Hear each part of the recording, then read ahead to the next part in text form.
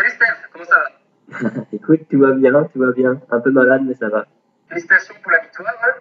Merci. Donc là, ça commence par la saison.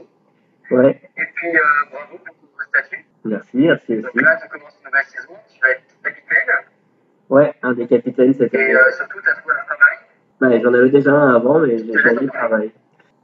travail. Ouais, dans le fond, ouais, j'avais un autre travail avant, mais qui n'était pas vraiment dans mon domaine. Et puis là, j'ai postulé pour une offre de l'association Ultimate Grand Montréal, qui proposait un poste à temps plein pour être directeur technique. Dans le fond, c'était pour développer l'aspect technique, donc pour le compétitif des clubs du Grand Montréal, le junior, l'open et le féminin, et le récréatif aussi avec toutes les ligues que l'association Ultimate Grand Montréal met en place dans la région de Montréal. Ok, ça consiste en quoi exactement? Exactement. Pour le moment, je fais un peu un tour d'horizon des domaines où je vais devoir travailler avec, à savoir les clubs compétitifs féminins, open et junior. Mais je vais les assister dans le fond cette saison plus pour faire un tour d'horizon de leurs objectifs pour la saison et voir comment on peut développer leur performance à haut niveau.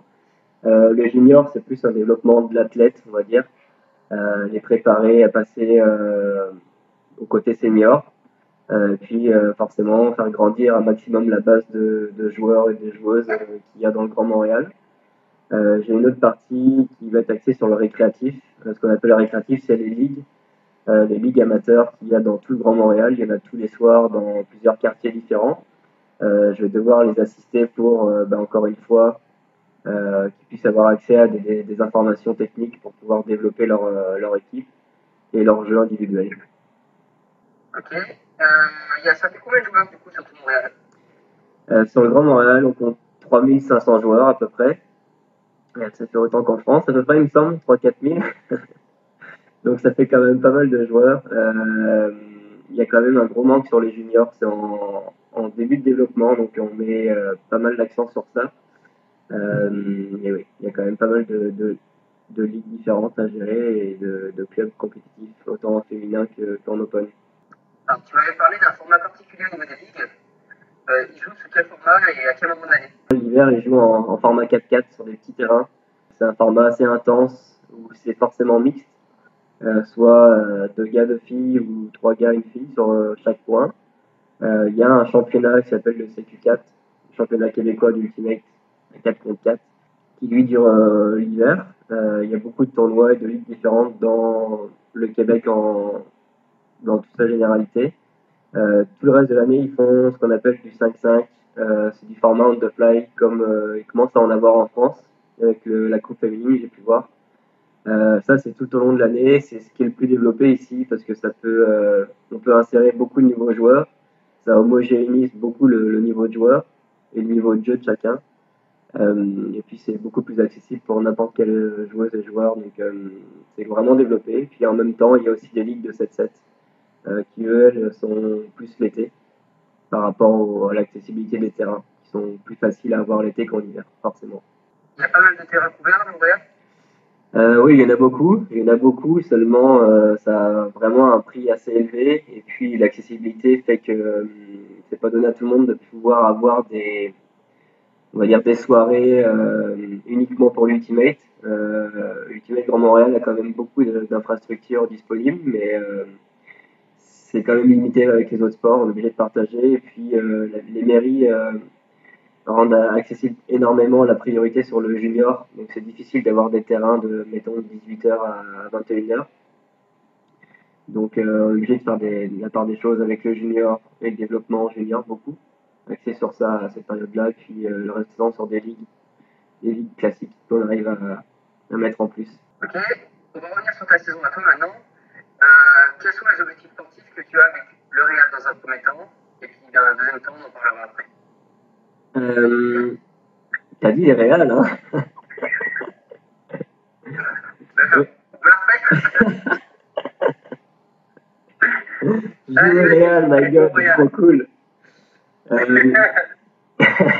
Avec non, désolé, il me traumatise millions en Europe. Avec le Royal, cette saison, on a pour objectif d'aller aux phases finales, au top 4.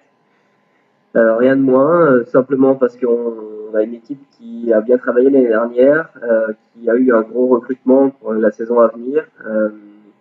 On a bien démarré cette saison avec une victoire à Washington qui n'était pas arrivée depuis 2014. Il me semble que Washington n'avait pas perdu chez eux.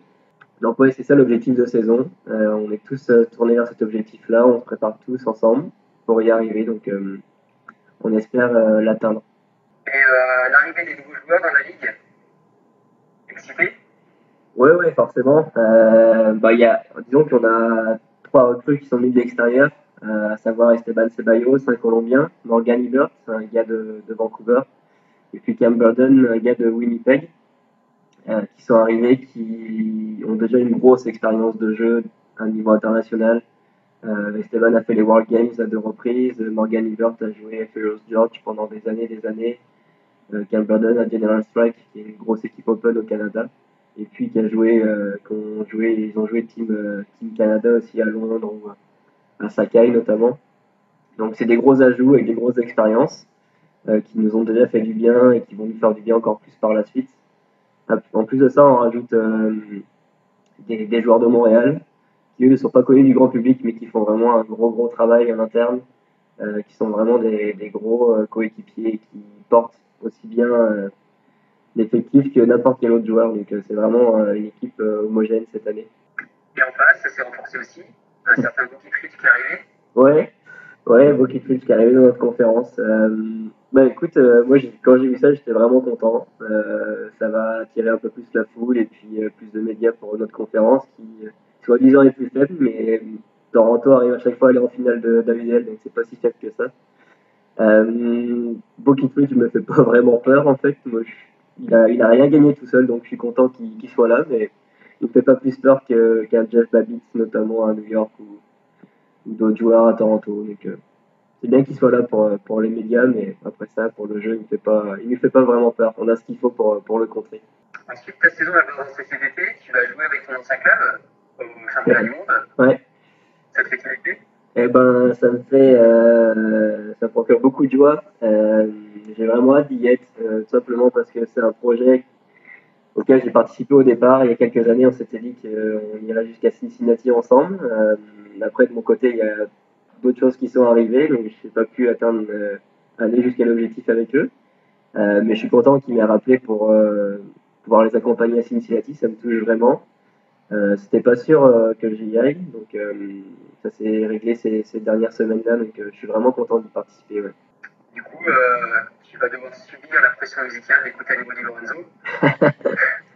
Est-ce que tu as trouvé un équivalent québécois? Ouais, je vais devoir écouter Di Lorenzo, mais ce qui est marrant, c'est qu'on l'a ramené ici, puis on le fait écouter aux gars du Royal, puis il y en a qui aiment vraiment ça, donc je suis pas tant perdu que ça. Pas vraiment trouver d'équivalent québécois, il y en a des bons aussi, mais l'équivalent de Lorenzo, c'est difficile quand même. Et si tu avais quelques têtes à surveiller dans ton équipe pour cette année, tu donnerais quoi comme nom en dehors d'Esteban? Je te dirais que ce serait bien d'acheter un œil sur Cam Burden. Moi, j'aime vraiment ce joueur-là, qui est un joueur ultra complet, qui va jouer en offensive avec nous cette saison, qui a un gros apport technique et tactique, grosse vision du jeu. Je pense que c'est un joueur à surveiller. Puis les joueurs de la relève qui vont certainement prendre plus de place qu'on pense, à mon avis, durant cette saison. Il y en a déjà 2 qui vont jouer avec nous pour les matchs, Jean-Guy Met et Philippe Bisson, qui ont déjà fait un gros match. À mon avis, on risque de les revoir souvent dans la saison. Est-ce que tu peux rappeler ce qui s'est passé ce week-end et après le fonctionnement de la relève? Ouais, alors cette semaine, le week-end dernier, on était censé avoir 2 matchs, un à Washington le samedi et un à Philadelphie. Il y en a un qui a été annulé, celui de Philadelphie, parce qu'il y a eu de terrain impraticable à cause de la neige et puis de la température. Il faisait 0 degré à Washington. Donc on a joué Washington avec du vent, il faisait 0 degré, il y a eu quelques fois de la neige durant le match. On a fait 3 premiers gros quarts. On menait 22-17 et puis avec le transport et puis encore un manque de préparation physique. Vu que c'est le début de saison, on n'est pas encore vraiment au top physiquement. On a une petite baisse au 4e quart, ils sont revenus, mais on a réussi à garder l'avance pour gagner 24-22. Gagner chez eux pour le premier match, c'était vraiment un match compliqué à gérer, parce qu'il vient vite dans la saison. On n'a pas eu beaucoup d'entraînement ensemble avec toute l'équipe avant. Donc c'est vraiment une grosse performance pour nous. Et puis ça lance surtout bien la saison pour la confiance. Cette année, on a 22 joueurs professionnels qui ont signé des contrats. Et puis, en plus de ça, on a 2 relèves. La relève 1, où ils doivent être un peu moins d'une dizaine. Eux peuvent potentiellement jouer des matchs s'ils sont meilleurs que des joueurs professionnels aux entraînements. S'il y a des blessés, s'il y a des absents, enfin peu importe. Mais c'est surtout pour créer une grosse concurrence avec les joueurs professionnels. Et puis, il y a une relève 2 qui, eux, ont moins de 18 ans, ont accès à certains entraînements avec nous. Puis c'est aussi pour les préparer pour la UDL. Donc, c'est des joueurs qui, certainement, on verra les années prochaines en professionnel au Royal. Merci à toi. Merci à toi. On se voit bientôt avec plus de monde des deux côtés. Ouais. On attend le retour de Quentin et Nasser. Ouais. Et puis, tu auras peut-être une surprise pour nous. Sûrement. Je vous prépare ça. Allez, merci Steph. Salut.